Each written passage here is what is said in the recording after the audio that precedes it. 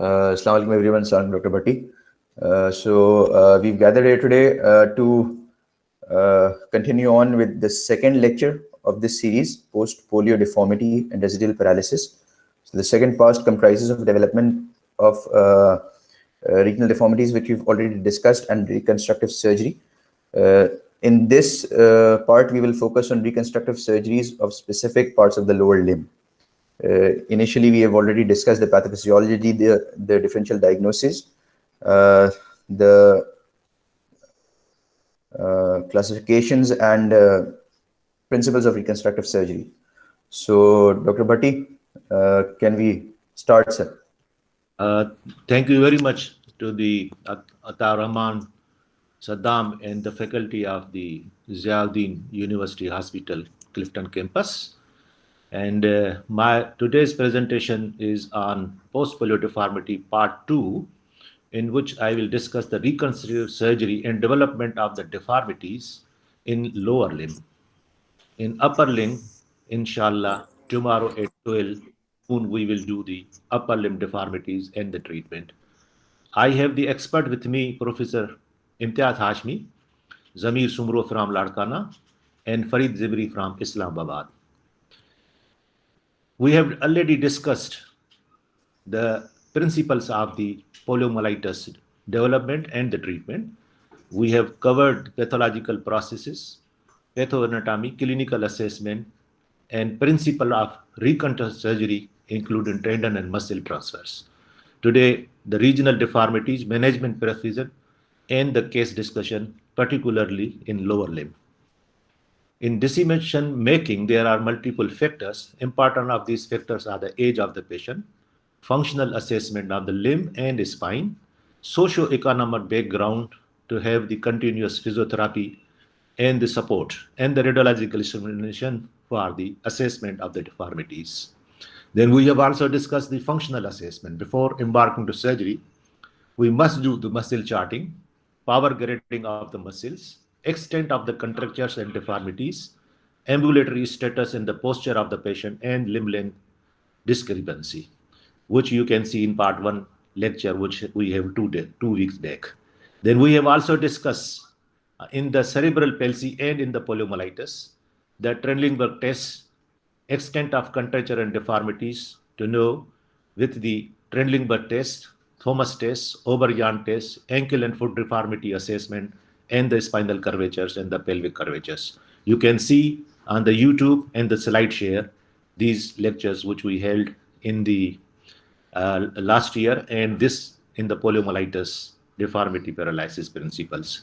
We have also discussed the ambulatory status of patient, multiple gaits, their analysis, different type of the gaits, and the handy gait, particularly calcaneus gait, foot drop, and the short limb gait. We have already covered in the cerebral palsy analysis, that is the gait disorder lecture, which we have around 2 months back. There are multiple prognostic factors which we must know before embarking to surgery. They are the severity of initial paralysis, diffuseness of the regional distribution, then the patient's expectation and parents' expectation, and the psychosocial support and the resource availability. It is said in general that the more extensive the paralysis and first few days of the illness, the more severe ultimate disability will bear, and then the correction and the reconstructive surgery depends on these factors. We have already discussed on the reconstructive surgery options, which include fasciotomies, capsulotomies, tendon transfer, muscle transposition, stabilization of joint with maybe flail, with the tenodesis, and reconstructive surgery. Different options we already have discussed in general, and the correction of deformity and the stabilization of the joints by osteotomy and orthodesis, general principles we have discussed. In detail, we will discuss today. And the limb length procedures with Elizarov technique with the limb length and concomitant the contracture release. We have also discussed few aspects of the joint replacement in polio surgery and the correction of the obliquity of spine and the pelvis in general. Today, I will discuss the reconstructive surgery, the objective of reconstructive surgery, and the development of deformity in poliomyelitis in lower limb mostly is the patient to return home with ease and have a good stability. And patient should be accepted as an integrated part of the community as a normal social persons. So regarding hip deformity, important aspect is the muscle imbalance. If there is a muscle imbalance, there is contracture. If there is a contracture of flexion and abduction of the muscle by iliotibial bend, with the paralysis of gluteus medius and minimus, it will produce an abductor lunge. And if it is unilateral, it will produce a Trendelenburg sign. And the later, when there is a contracture here, it produces a pelvic ability, and this subsequently cause the subluxation on other side of the hip joint. And we will discuss that is the paralytic dislocation and subluxation because of the muscle imbalance. The other factor is the positional factor. When the child during the acute paralysis and the convulsionous phase lie or the sleep or the stay with the frog leg position, it produces a postural contracture which may extend from the hip joint to the knee joint, and as it meet completely, they get externally rotated. And how this external rotation occur, I will discuss in other slides. And then there is a secondary soft tissue contracture, particularly iliotibial band, tensor fascia lata and iliotibial band, and it produces a permanent deformity at the hip joint, which we call flexion abduction hip contracture, and the knee flexion deformity. So iliotibial band is a very important factor in the development of contractures around the hip joint, around the knee joint, and even at the ankle joint. Now, in next slides, I will discuss how do this iliotibial band produce the contractures. So iliotibial band usually lies anterolaterally around the hip joint over to the knee joints and to the Gadi's tubercle. So it produces a flexion, abduction, external rotation contracture of the hip joint, and subsequently in chronic phase it also produces a contracture at the knee joint by virtue of its placement on the lateral and anterior surfaces over the hip and the knee joints. And because of the further comfort position in the frog leg position, the children develop external rotation around the hip abductors and as well as around the knee joint and the tibia. So iliotibial dent contractures, beside producing a flexion contracture at the hip joint, at the knee joint, it also produces a genu valgum deformity at the knee joint and along with the flexion contracture around the tibia at the knee joint. So iliotibial dent also produce a external tibial torsion because of its pull on the tibia as it lies on anterolateral surface over the Gadi's tubercle with or without knee subluxation. This knee subluxation occurs in the chronic phase. And when the paralysis of the quadriceps is there, hamstring are strong, then it produces a subluxation at the knee joint. Initially, it is smaller subluxation, and gradually its effect, particularly because of the posture, it also produces a problem at the ankle joint, which we will discuss in it. Because of the strong biceps muscle, weak quadriceps muscle, strong hamstrings, and the iliotibial trend contracture, it produces external torsion of the tibia, which get exaggerated, and in extreme position, it produces the subluxation, and this subluxation particularly occur because of the strong biceps. Then because of the posture, it produces a two type of deformity as per the postural placement. One is the cavus deformity at the foot joint, other is the equinovarus deformity of the foot joint. It also produced by the ill-fitted orthosis because of ill-fitted orthosis, there is a filiality and compensate the external tibial torsion, which is caused by the tight iliotibial tract. So this deformity, again, because of the tight iliotibial tract, produce a deformity which is called cavus, cavovarus, or the equinovarus deformity, ankle at the ankle joint. Then the pelvic obliquity. It is also produced because of the pelvic oblique contracture of the abduction at the hip joint and the flexion contracture at the hip joint. When the patient lies, he is sleeping, there is a shortening which is apparent. When he stands, then there to compensate the both ankles at the because of this shortness, he places both feet on the floor, and thus in the chronic phase it produces a pelvic obliquity. And we have already discussed because of this pelvic obliquity contracture on the one side, on other side there is a gradual subluxation, and then chronic phases, then it produces a dislocation on the other side. It is because of the shortness and the compensation of this shortness on standing phase. And when the long-lasting standing phase, because of shortness, there is a pelvic obliquity. So this pelvic obliquity again is produced by the abductors, flexor, and the particularly iliotibial band. Then there is a iliotibial band contracture. It produces again. There is a detail how do it produce a pelvic obliquity on the standing and the chronic. This one of the my patient again shows a contracture on the abduction, flexion contracture on this side, and gradual subluxation on the other side. So when it is persistent and the chronic, it also produces a scoliosis deformity because of the pelvic obliquity. It is not only the pelvic obliquity would produce the scoliosis, but it may also produce when there is a bilateral flexion contracture, flexion abduction contracture, it produces an increased lumbar larger. You have seen these patients with the pelvic obliquity, with flexion contractures and significant flexion contracture. To compensate this flexion contracture, the patients develop increased lumbar lordosis. So we can say the single muscle tensor fascial lata, iliotibial tract can produce multiple deformity along with the posture and the strong biceps and strong hamstrings. It produces a deformity at hip joint, it produces a deformity at knee joint, and the postural contractures, it produces a pelvic obliquity, scoliosis, lumbar lordosis. It can produce pes varus deformity, pes valgus because of the posture, and ill-fitted braces. So hip contracture, hip abduction contracture with external rotation, parallel dislocation, knee flexion contracture, knee subluxation, external rotation, tibial torsion. This is all produced because of the tight iliotibial tract, because of the postural maintenance and the strong hamstring, particularly biceps. So next, we will start how these contractures can be released and the deformity can be reduced, and the patient may be made a normal walking human being with or without braces. So there is indication for the surgery. If flexion hip contracture is over 30 degree, then there is a problem. Below 30 degree, just compensation of the posture, they reduce the contracture and walk. But when their contracture is over 16 degree, then there is an indication for surgery. But there is a contraindication always, because when the one arm or both arm are weakness and person is not able to use crutches, then there is a contraindication.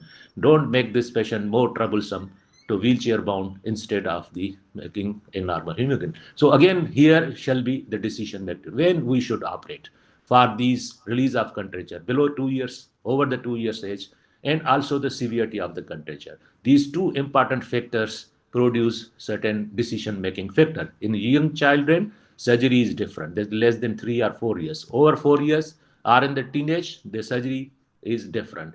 The initial stages we do release of the contracture, release of the tight tensor fascia lata and iliotibial band. But the child is more than teenage, then we also divide the ligaments, particularly as in capsulotomy, posterior capsulotomy, we also do the lengthening of the tendons. So here, when there is a hip contractures, we do either suture slide of the fasciotomy or a Campbell's release. This Campbell's release I will discuss in detail, where we release the tensor fascia lata, gluteus maximus from their origin, and to correct the fist flexion deformity, abduction deformity of the hip joint. Then also we do the Ober-Yant, another procedure in which Ober-Yant release, we do the sartorius release, we do release of tensor fascia lata, and deep. When there is a significant contractures, we also do the rectus femoris, gluteus medius, minimus, and the iliopsoas tendon, but don't do the capsulotomy of the hip joint. So it means when there is a severe contracture, and I will show one of the patient in the last slides, that how do we release the iliopsoas and how do it is effective. But in simple contractures, in minor or moderate contracture, we don't release the iliopsoas, but we restrict ourselves to the sartorius release, to the tensor fascia lata, and the gluteus medius origin. But sometimes there is a knee contracture as well in association with the hip contractures. Then we use the Yant's release or resection of the thickened anterolateral iliotibial band to correct the knee deformity as well. But caution should be here. We should not do damage to the popliteal arteries, peroneal nerves, which is abutting to the biceps tendon, and we should while dissecting the biceps muscle. Next, this shows the example of the Yant's release, where only we do the fasciotomy and release of the abductors And if we do in the severe contractures, we do the Campbell slide. In the Campbell slide, we release the tensor fascia lata, we release the gluteus from the iliac crest and bring it down. And at the same time, if there is a redundant part of the bone, iliac crest, we release iliac crest, but don't suture these over that so that it release the contractures by the Campbell slide. But if there is severe, then we also release the rectus femoris and the iliopsoas tendon when there is a significant contracture. And we have already discussed how to know there is a iliopsoas contracture of other side on the same side. When there we do the Thomas test, if other side of the hip joint moves in the flexion, it means there is a flexion contracture of the iliopsoas. And this is one of the case which shows there was a flexion abduction contracture at the hip joint, there was a contracture at the knee joint, and with the release of the yawns and the Campbell slide, there is a significantly correction of the contracture on this side. Then paralysis of the gluteus maximus, and we have shown you these 3 slides in the gait disorder lecture. When there is a gluteus maximus paralysis, there is a full lurch, that is child is backward lurch doing to compensate the paralysis of the glutei. When there is unilateral, there is a Trendelenburg sign, you can see easily. So these two are because of the gluteal maximus and gluteus medius paralysis, where the Trendelenburg gait and the backward lurch. The operation for these mostly is the transfer of the iliopsoas tendon to compensate the gluteus medius and maximum weakness, which we transfers to the greater trochanter, and also sometimes the external obliquus muscle to be transferred to the gluteus. That's why I always says, when you are checking for the limb muscle power, you must also check for the abdominal muscle power. Maybe you need a transfer of external oblique for the compensation of the Trendelenburg gait. So these are the showing the what should be done in different ages. When the age is less than 2 years, in early stage, you have to balance, dynamic balance to the hip joint to prevent the pelvic obliquity and the subluxation. If early age, simple adductor tenotomy with and without open reduction you can do to release the contracture, adduction contracture, because when there is adduction contracture, it further leads to the subluxation. But in the later stage, you need a balancing of power. When the balancing of power needed, you have to transfer iliopsoas tendon, but that is the age over 4 and 5 years, not earlier. But if there is a cosa valga over 150 degrees, you have to correct this cosa vera and bring the neck shaft angle to 110 degree and then transfer the iliopsoas tendon. But when the age is over 2 years, mean 3, 4, 5 years, you need to transfer the postpone and the iliopsoas tendon, and the stability of hip is periodically monitored with and without endotenotomy. If you find there is a cosa valga over 160 degree, you have, and there is substantial luxation of the hip joint in less than 6 year, proximal femur varus rotation osteotomy has to be done. It means the femoral neck shaft angle has to be brought up to the 105 degree. And in older children over 6 years, the same derotation varus osteotomy has to done to reduce the femoral neck shaft angle less than 125 degrees.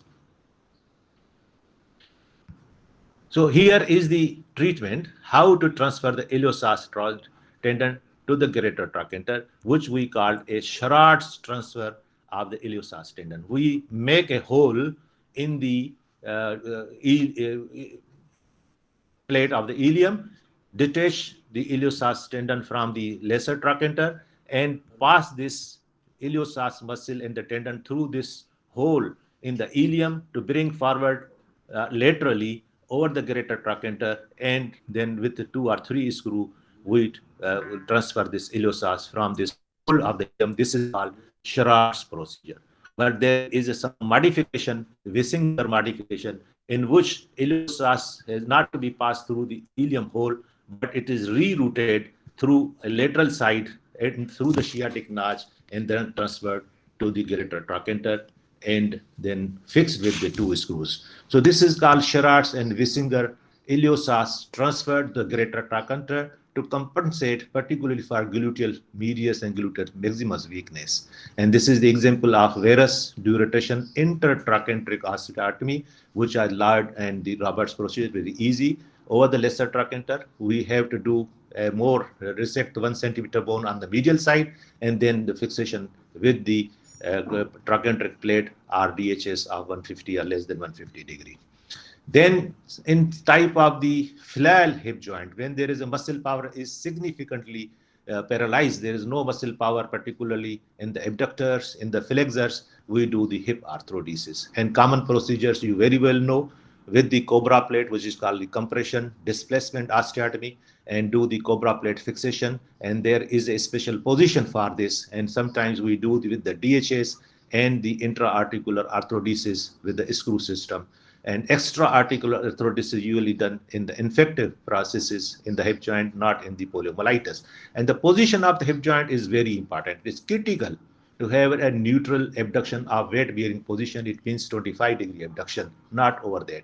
And the flexion or external rotation of the 30 degree, not over 30 degrees. This is the position of ease with 15-degree or 25-degree flexion, neutral abduction, and external rotation of 30 degree. And to avoid the abduction and interrotation, because if you do keep the significant abduction and interrotation, the posture of the children will be not proper. And this position is particularly designed to minimize the excessive lumbar spine motion and opposite knee motion. Now the knee deformities, and we already discussed, mostly these deformities are produced because of posture, because of weakness of the quadriceps, strong iliotibial drain, and iliotibial drain contractures. And the quadriceps femoral paralysis, mostly it produces a handy gait initially, but in the chronic phases, when there is a decompensation and the bony abnormalities and the give way of the posterior ligaments and the biceps muscles is strong, they produce this type of recurvatum gait. We have seen 3 weeks back this significant contractures and the recurvatum gait. Particularly because of weak quadriceps, knee is stabilized initially with the handy gait, and later there is a mild genuvalgum deformity because of strong biceps and hamstring muscles. And knee is stabilized particularly by the locking of the hyperextension of the knee joint. And the treatment in early stage is bracing. If you do the bracing in this stage, this give a good results. But in particularly in the severe recurvatum, on the less there is a compensation, and you need certain surgical procedures. The surgical procedures in the quadriceps femoris paralysis, particularly the gross genuvalgum deformity, is the muscle transfers, which is usually we do the biceps and semi-tendinosus transfer is on the patella. And commonly, usually this procedure give good results. But in the later, we do the sartorius, we can do the sartorius transfer, we can do tensor fasciae transfer, we can do the adductor longus. But popular is the biceps and semi-tendinosus transfer in combination. But when there is a significant structural deformity, we do the posterior wedge, closing wedge osteotomy, because in the chronic stage, it is not only the recurvatum deformity, but there is a procurvatum deformity of the knee joint, of the bone, like this. And then we do the osteotomy to get the good coverage for the compensation for the recurvatum. And sometimes we do the triple tenodesis for the genuvalgus deformity. Multiple procedures are there. There is a dome osteotomy, open wedge osteotomy, and airway techniques. Here shows the triple tenodesis of the recurvatum deformity, where we cut the medial head of the gastrocnemius and the tendons of the gastrocnemius. Further, I will discuss how we do the tenodesis, and then the capsular cutting, and then advancement of the capsule to compensate for to bring the flexion, particularly flexion attitude of the hip joint to compensate the we do the contracture, particularly in strengthening the posterior capsule. And this gluteus medius, we do a transfer of the semi-tendinosus and the gracilis muscle. We pass through a tibial hole, then the femoral hole, and the reattach with the medial head of gastrocnemius to produce a reconstruction of the chacrin ligament posteriorly. But in long term, they may fall, but long termly, patient used a brace to continue this chakral ligament.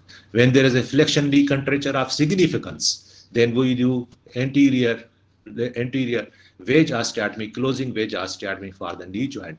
And particularly in the flexion knee contractures, there are three areas. If the contracture is 15 to 20 degree, we do posterior hamstring lengthening and the capsulotomy. But when the contracture is more than 20 degree to 70 degree, we do supracondylar extension osteotomy like that. Whenever you do supracondylar extension osteotomy, it means you are giving way or the less degree of flexion attitude of the hip joint. But when the contracture is more than 70 degree, you need to cut the iliotibial bend, you need to release the hamstring tendon, and with the combined posterior capsulotomy, but no supracondylar osteotomy. And we'll show the case in the last discussion that how do it produce a good results. The post-operative care usually place this with the two contraction in the knee joint and the long-term use of the braces for the so that this contracture do not redevelop again. Then if there is a flail knee, the flail knee is very unstable because of the multiple flexor and extensor paralysis. Then we need a long leg braces. If patient is not able to do long leg braces, and in very rare cases, we do knee arthrodesis. And you know the procedure how to do the knee arthrodesis. The last part of this lecture is the foot and ankle deformity. There are multiple varieties of the contracture of the foot and deformities of the foot, which ranges from up to the 7 type. And they develops the claw toes to talipes equinovarus to calcaneus deformities, was worst to treat. And how do these deformity as produced? There is a classification of the P body, in which the extensor inverters of limited insufficiency, gross limitation of extensor inverter insufficiency, everters insufficient, and traps as pseudo inversions in deficiencies. And I will discuss in the few slides that how do this limited extensor inverter insufficiency produce the contractures. So here is the example of the inverter extensor insufficiency. When there is a limited extensor inverter insufficiency, there is a tibialis anterior muscle paralysis, which produce slowly a progressive deformity. And this deformity with the posture further develops equinus because tibialis anterior weak, extensor dorsiflexors are weak. So patient goes in, the foot goes in the equinus position. But when there is a lateral imbalance, it produces cavus because of the short muscle contractures, and varied degree of the planovalgus can also be produced. So treatment in this particular case is the redistribution of muscle power by transferring the extensor hallucis longus tendon to compensate the anterior tibial paralysis. And this extensor hallucis in the limited extension in the mild contractures is transferred to the first metatarsal base, and then there is a plantar fasciotomy to compensate the cavus deformity. So if there is a moderate, there is then typing of the deformity. That is the P body's classification. Inverter extensor insufficiency, type A. When there is a gross extensor inverter insufficiency, there is a paralysis of the toe extensor along with the tibialis anterior. It produces again a severe equinus deformity. And then if there is a lateral imbalance, it produces equinovalgus deformity. Here we can transfer the peroneus longus to the dorsum in the lateral cuneiform, first cuneiform bone. Also, along with the talonavicular arthrodesis, we can do in the combined if deformity is fixed. In the fixed deformity, we do the arthrodesis, and the mobile deformity, we produce transfer of the peroneus longus to first cuneiform. But when there is a type 2 paralysis or B paralysis of both tibialis anterior and tibialis posterior, it means inverters and the toe extensor as well. Inverter and extensors of the dorsiflation are significantly disturbed. Then we transfer both peronei to dorsum of the foot. And this shows how do the severe insufficiency of extensors produce a deformity of cavus and the equinus deformity. But when there is a everter insufficiency, the lateral imbalance is weak and there is a strong muscles on the medial side, it usually produces a varus foot. When the tendon of Achilles is strong, it means it also produces a equinovarus deformity.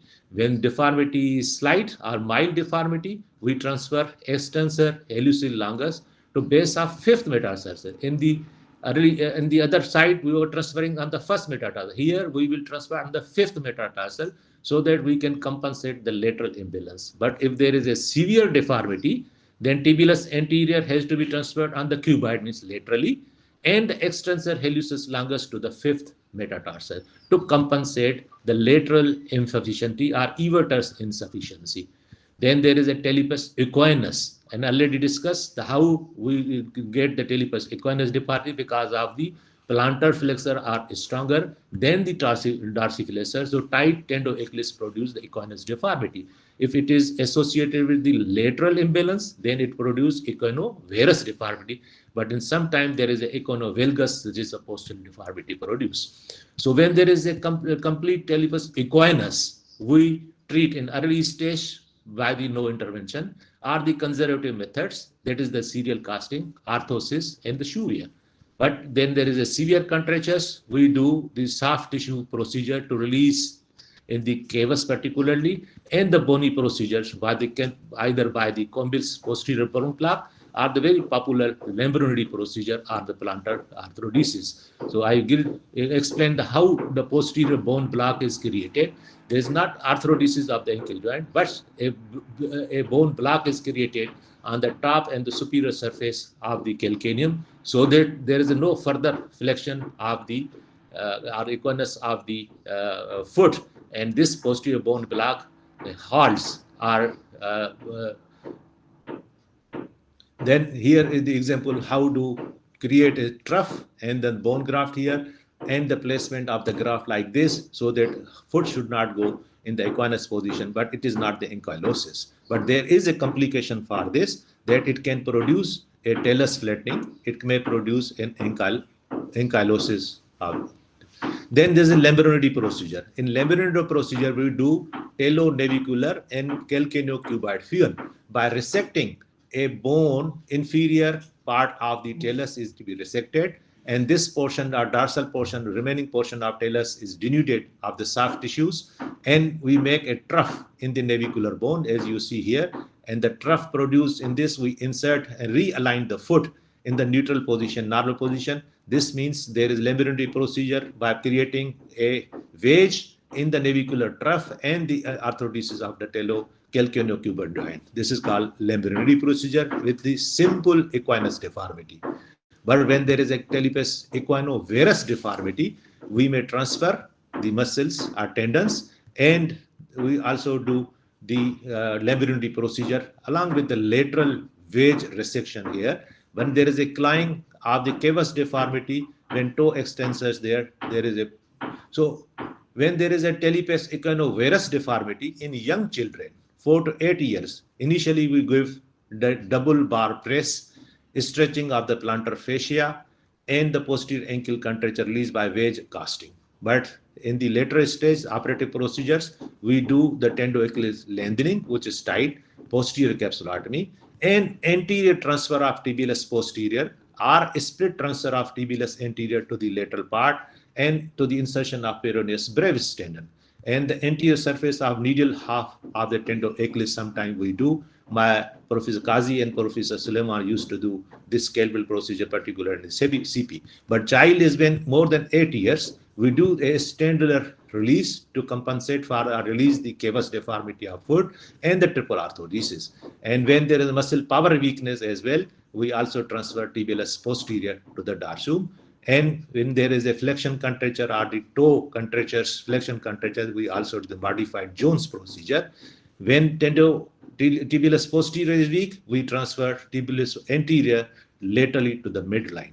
So there is example of the triple arthrodesis. We denude the cartilage here and cartilage on the lateral, but depends. This is the triple arthrodesis where the subtalar joint, mid-tarsal joints are denuded with an incision over the lateral surface on the sinus tarsi.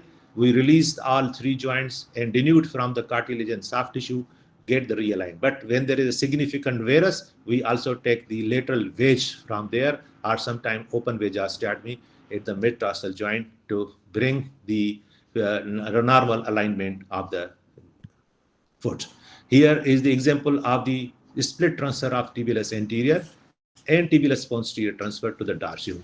In the split transfer, we divide the in the two parts the tibialis anterior, and half of this is shifted to the lateral cuneiform or the cuboid bone and reattached, while in the posterior tibial, we release the posterior tibial from the insertion and reroute from the fascia to the dorsum in the middle part of the tibialis posterior is transferred. We can transfer the tibialis anterior, but there is a fixed deformity. We can do the triple orthodesis. Here is the talipes equino-valgus deformity, equinus and the valgus deformity. And this is mostly caused by the tibialis anterior.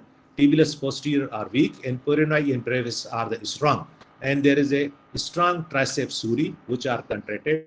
So it produces a kind of valgus deformity. The treatment in valgus deformity is clearly immature patient in early stage in the bracing and the repeated stretching and the casting. But in the later stages, we do the tendo-achilles landing, anterior transfer of the peroneals, and the green arthrodesis subtalar, and I will show you the example of these, how we do. In skeletal mature patient, we do the tendo-achilles lengthening to compensate for the equinus, then triple arthrodesis followed by anterior transfer of the peronei, because here is the strong peronei and the weak, so we transfer the peronei to and the modified Jones procedure. I show the examples, how for the bony compensation, we do the Delvin even procedures by open wedge osteotomy of the calcaneocuboid joint and grease grind subtalar fusion. And this is one of my examples of my patient, which I have done the subtalar fusion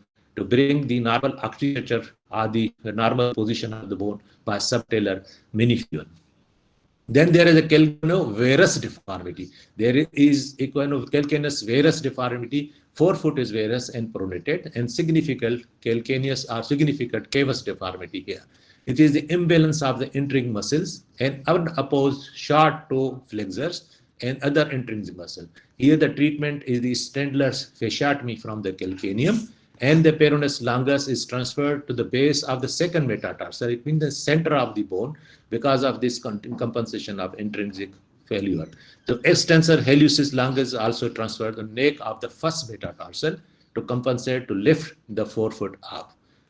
Then there is a talipes calcaneus deformity, very difficult deformity to correct. It is the significant, all stands on the tendo-achilles, but tendo-achilles is very strong tendon to lift the bone and to make the propel the patient and the normal human being. So here, because of the weakness of the tendo-achilles or the triceps suri, it is very difficult to treat. The treatment is plantar fasciotomy when there is a cavus association to release the intrinsic muscles. Then the posterior transfer of tibialis anterior, which is called the P body transfer from the tibialis anterior, which is strong here. We through the fascia or the interosseous membrane, we transfer to the calcaneum.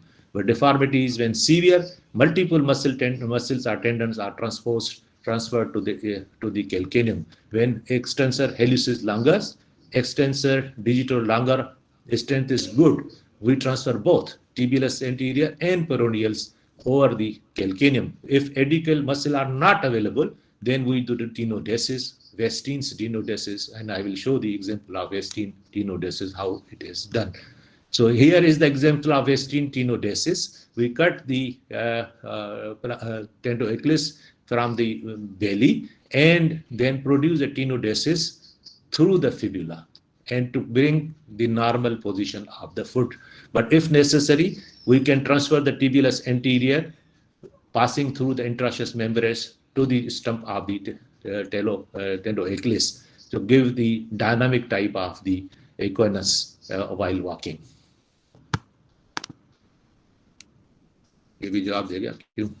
Sorry. So this was the deformity for calcaneus by the tenodesis. But if there is a flail foot, we do pain-tailor arthrodesis. And pain-tailor arthrodesis, we do the triple arthrodesis as well as the ankle arthrodesis, which we call the pain-tailor arthrodesis. Now, the last part of the lecture is the killing of the toe and the cavovascular deformity. The killing of the toe is mostly produced by hyperextension of metatarsal phalangeal joint and flexion at the interphalangeal joint. If it is long lasting, they produce ulcers at the bunions and the ulcer at the tip toes. Cause is mostly long extensors weakness, and long toe extensors substitutes the dorsiflexion. When there is a weakness of dorsiflexion, long extensors pull the toes upward and produce a claw-toe deformity. And for the lateral claw-toe deformity, we commonly do division of extensor tendon by Z-plasty, dorsal capsulotomy, and the fusion of interphalangeal joint. But the very popular procedure is the girdle stone tailor tendon transfer, where we give the dorsolateral incision, divide the flexor from here, and then reattach this flexor to the extensor expansion so that this flexor act as an extensor at the metatarsophalangeal joint. Here is the detail of the example. How do we get the flexor tendon and then reattach to the lateral expansion of the dorsal so that it acts as an extensor for the metatarsophalangeal joint, and sometimes we fuse the interphalangeal joint as well. The another procedure for the big toe particularly, it is the Dixon and Diverley procedure.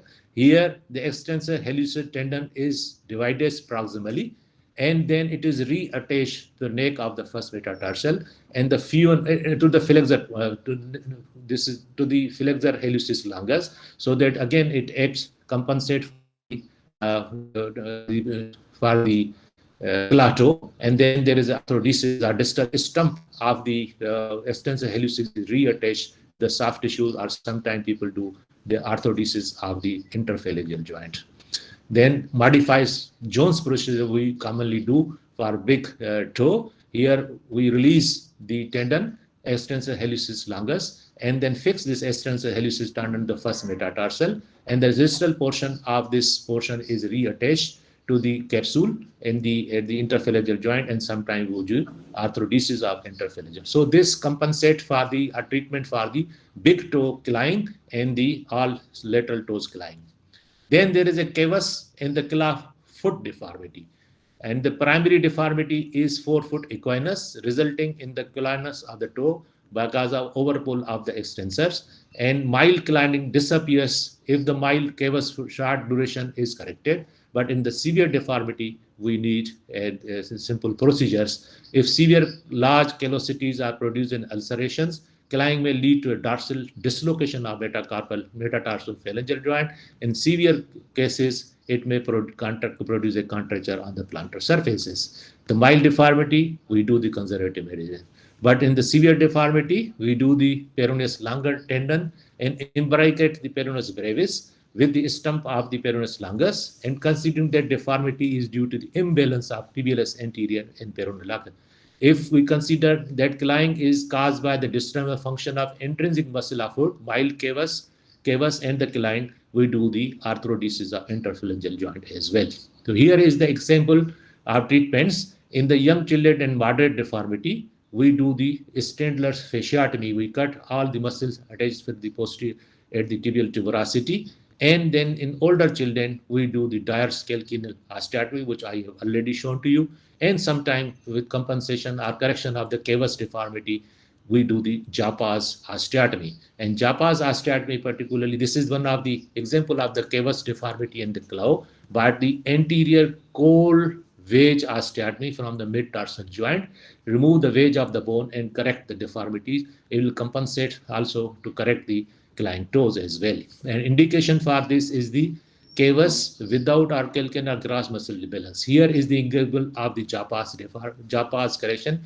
And then particularly, this is a little bit painful procedure, and I have done many, because this will not create the shortness of foot as compared to the other mid-tarsal and the triple arthrodesis. Here, V is lying over the mid-tarsal joint, two limbs of the V, and we don't resect the part of the bone, but do the V osteotomy, apex towards posteriorly, and then correct the foot by pulling and pressing down and correcting the cavus deformity. Very popular osteotomy in the cavus deformities. Then there is a hips procedure, and the hips procedure, flexor hallucis tendon is divided, extensor digital longus is divided, and proximal end is inserted the third cuneiform. All these tendon is inserted third cuneiform, and the extensor hallucis tendon is divided and fixed to the first head of the first metacarpal. So all the extensor tendons fixed at the third metatarsus here cuneiform, in the laterally, and the extensor hallucis longus to the neck of the first metatarsus to compensate the cavus and the equinus and the clator deformities. Then there's some very rare deformity is called the bunion. Bunion is the metatarsophalangeal joint. And then there is a bunier with the painful flexion of the toe. We transfer the peroneus longal and the midline transfer of the tibialis anterior to third cuneiform. When it is very painful and the fixed deformity, we do the Lapidus technique of deformity correction of the tibialis anterior transfer to the flexors. Dorsal bunion, other technique is the Humart technique, then the arthritis and subluxation of the joint. We fuse the subluxation and extensor is fixed to the first metatarsal head. So this is the basically a detailed procedures for the lower limb deformity. I have not included the upper limb deformities and reconstructive surgery because it will become very lengthy, and to retain this lengthening will be like a bhens ke aage bean banana. So I will take this lecture for upper limb residual paralysis and deformity, inshallah, tomorrow on the zoom.com at the 12 noon. So, and you, tomorrow, inshallah, we will have the third part, that is upper limb deformity. So this is the link we will display today. Now the case presentation. Usually when you take a case in the long case, in the examination, you write history in this way. And I usually recommend to history to be written and the weaknesses you find, the deformity you find, and the demand of the patient and the decision making, like this example. So this is very popular chart when I used to teach in the poliomyelitis. This chart shows the history of the patient on the top, and then the area which is involved, the hip is involved, knee, ankle, then the discrepancy of length. Then you write the diagnosis and the patient's demand and the decision and the deformity. What is the deformity?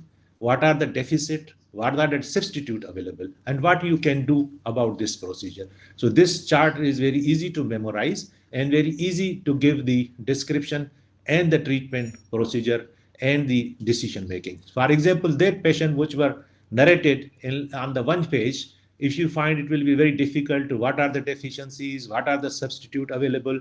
But when you fit these history in this chart, it will be very easy. So this is the 19-year-old patient having the female residual paralysis around 17 years old, and she walks with a gluteal crutch, means 90-degree contracture of the knee joint and the hip joint. So what are the problems? There is a hip contracture and flexion abduction contracture of 90 and 45 degree. Glutei were significantly weak, but a strong flexor and iliotibial tract were contracted. So what are the substitute for this glutei? Is the iliopsoas and rectus abdominis. And to release the contracture, you can do the Campbell's release. But usually, these balancing of power is usually not required because there is no subluxation or no dislocation. So we release the contracture only. But deformity at the knee joint was 90 degree, quad were 3, and we need a substitute, which is semitendinosus and bicep. But this semitendinous and bicep here is not required because quadriceps power is 3, and she can compensate with this. So balancing power is not required. Then there is a ankle foot deformity. There was no ankle foot deformity. It was controlled knee joint. All the substitute were available, but this is not required. So there is 11 centimeter shortness of this, and she walks with the gluteal crutch and ugly posture of 90 degree hip contractures. So diagnosis here is the postural contracture of the hip joint, flexion 90 degree, 11 degree centimeter shortening, balanced knee, balanced ankle power, and no deformity. So what is demand? Demand is elimination of contracture, so she can have a braceable and normal length limb. So there is a postural stability she requires and the limb lengthening. So what is your decision? Decision in this particular case will be release of the contractures, that is Campbell's release hip joint, Z lengthening and the posterior capsulotomy hip joint, followed by the shoe elevation. And once you do good posture and the balancing part, you need a limb lengthening. So here is the patient. That patient has a 90 degree contracture at the hip joint. There is an abduction flexion contracture at the hip joint as well. So there is a 90 degree contracture. and there is a no subluxation, but there is a hypoplasia, significant hypoplasia, pelvic obliquity, which is fixed, and there is a contracture at the knee joint where there is no subluxation particularly. So this lady of 19 years operated with the posterior cambic, the contracture was over 70 degree. We cannot do 90-degree extension supracondylar osteotomy, but a posterior release of the muscles. And with these shows the nerves which are there, where we have done the all hamstrings release and the posterior capsulotomy. And at the same time, we have done the Campbell's release at the hip joints. After Campbell's release and the hip joint, there is a significant normal looking limb, and nowadays she walks very easy with the crutches instead of a gluten crutch. She walks with the raised shoe rod. Now this is about around 1 year old operation, and now we are planning for the limb lengthening, which is universal at the femur and the tibia as well. And inshallah, next month we are doing the limb lengthening procedure in this lady. These are the references and acknowledgement. Around 10 literature and books I followed, and taking the pictures and the material for this lecture. This lecture will be available in the SlideShare tomorrow, and this will also be available in the Clubfoot for Facebooks and the YouTube in my YouTube. So now back to the Saddam for the experts' comments. Okay, sir. So there's a question by Dr. Shehbaz Panwar. What is the role of manipulation under anesthesia and casting in fixed flexion contractures of the knee? In early stage, there is a role to get this contracture to some degree, but in the later stage, when there is a fixed contracture, there is no role of the serial casting, particularly the knee and hip joint, but you can do the serial casting and the ankle and foot to get some release of the contracture and stretching of the fascia and the skin as well, to avoid the in-skill ulceration when you do the wedge osteotomies or triple osteotomies. Okay, sir. So the next question is by Dr. Shehbaz Riaz. He's asking, at what degree of contractures is the use of turnbuckle indicated? Repeat the question. At what degree of contractures is the use of turnbuckle indicated? So again, this is bracing. When there is a unstable contracture, particularly genu recurvatum deformity, you can give the turnbuckle. And when there is a foot drop deformity, and if you feel that this present is less age group, or there is no fixed contracture, and child is less than 4 years age, and you need a transfer, particularly when the child is enough to understand the physiotherapy and these procedures, then you delay this procedure of the muscle transfer and the bony procedure till the teenage. Then you give the turnbuckle braces to compensate and to maintain the position of the plantigrade and to maintain the position at the knee joint for particularly the prevention of the further recurvatum deformity, knee and the bony deformities. So the next question is by Dr. Abdul Rahman Khan. He is asking if knee contracture is at 20 degrees, is there any role of serial casting? So early stage, you can do the serial casting. When contracture is fixed and it is near the teenage and over 6 and 8 years, then it is better to do the capsulotomy and soft tissue release. Okay, so next question by Dr. Saddam. What is the role of Botox injections? Botox injection is particularly for the neurolysis or nerve ending temporary damage. It means when there is a spasticity, you do to cover this spasticity, relax the muscle spasticity. These muscles are basically not paralyzed but overactive. To reduce this overactivity, you give the Botox injection to act on the nerve endings and for the temporary purposes. After 3 to 4 months, nerve endings sprouts reappear and the reappearance of the spasticity zone. It means the Botox is to cover the spasticity, not the paralysis. Therefore, there is no role of the Botox injection in the poliomyelitis residual deformity. Thank you, sir. The next question by Dr. Shahzeb Riaz again is, when do we decide to do a girdle stone versus an arthrodesis in a non-walking patient? In non-walking patient, girdle stone is usually decided when there is a severe arthritis or septic problems. In septic hip problems, you usually do an arthrodesis in the hip joint in poliomyelitis to give it the stability. If you do the girdle stone in poliomyelitis, already there is weakness. It will produce more problems in the hip joint. You need an stability. You don't need to resect the femoral head and produce a girdle stone in poliomyelitis unless there is a significant arthritis. But nowadays, even in the arthritis, the people do the total hip replacement of a constraint type. Okay, so that's all with the questions, sir. Is there any expert here to discuss?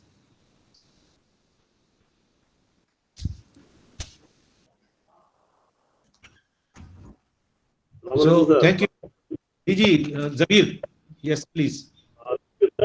For your comprehensive talk, especially the deformities, which includes the hip, knees, and ankles, and the options were discussed by you in detail. So, thank you for your extensive talk, and we have learned a lot, and hopefully the people who joined us have learned also. Thank you, sir. Thank you very much, Zamir. Inshallah, for upper limb deformity, we will cover at 12 noon tomorrow. Upper limb. Yes, okay, sir. Thank you very much, Dr. Bhatti. Indeed, this was a very comprehensive lecture, and you've grouped all the reconstructive procedures regarding the lower limb into one place, for which we had to refer to several books. And hopefully, we will join again tomorrow for reconstructive procedures in the upper limb at around 12 noon. Thank you very much. Thank you very much, everyone, participant, expert, and faculty. I am really grateful to you in the month. Thank you very much, sir.